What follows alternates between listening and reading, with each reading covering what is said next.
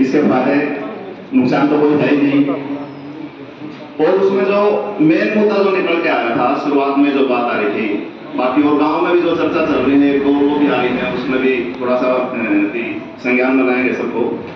जो दुकानों वाली जो बात आ रही है, किसी भी सूरत में दुकान नहीं फूटेंगी, किसी भी सूरत में, चाहे वो फ्लाईओवर ऊपर का बने चाहे वो मिट्टी का बने। अगर सरकार को ये लगेगा कि ये दुकानें आ रही हैं और ये नहीं तोड़नी है या इसका विरोध हो रहा है, वो तो ऊपर का रास्ता निकाल देंगे। समस्या होगी तो गांव वालों को होगी, भीड़ बढ़ेगी तो वो गांव वालों के लिए बढ़ेगी, दुकानदारों को बढ़ेगी, वहां पर अपने ट्रैफिक जाम होगा, मोटरसाइकिल खड़ी करने की जगह नहीं रहेगी।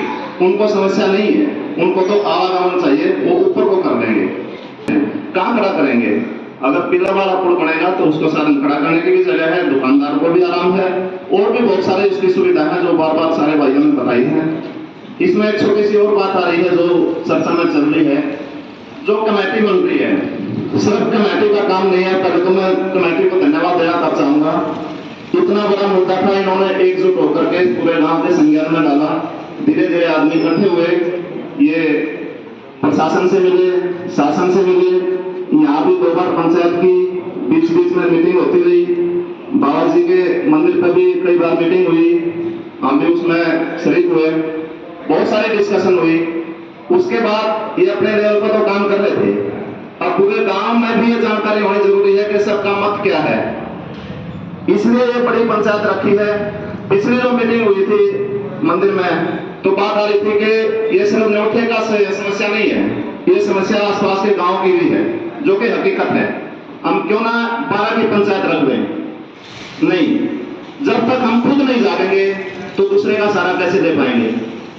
और वो आप ही जाएंगे तो हम अपने गांव को ही संख्या, अपने संख्या को नहीं दिखा पाएंगे तो दूसरे गांव वालों को बुला के क्या करेंगे? मेन मकसद है आज की पंचायत का सभी को यह जानकारी देना भाई ये जो समस्या है ये हर छोटे से बड़े के लिए है और आज के लिए नहीं है, आगामी लंबे टाइम तक के लिए है।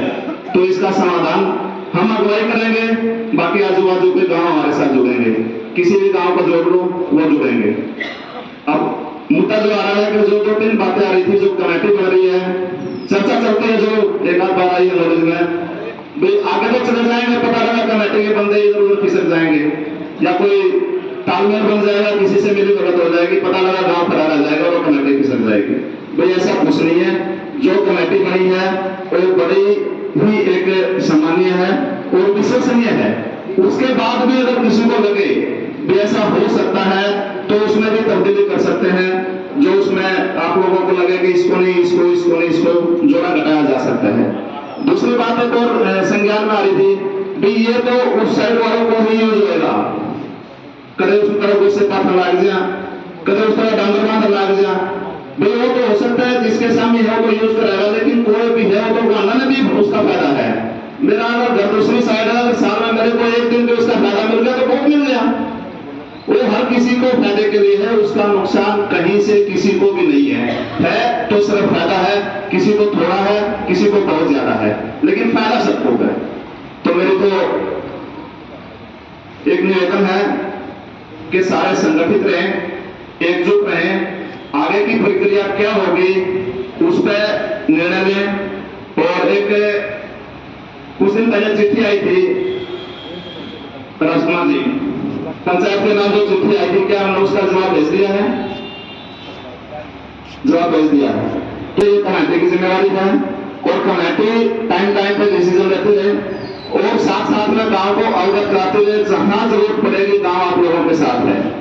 और जो भी प्रक्रिया चल रही है प्रशासन की तरफ से, शासन की तरफ से, NHI की तरफ से, उसमें अवगत कराते रहें और साथ साथ सबको लेते चलते रहें।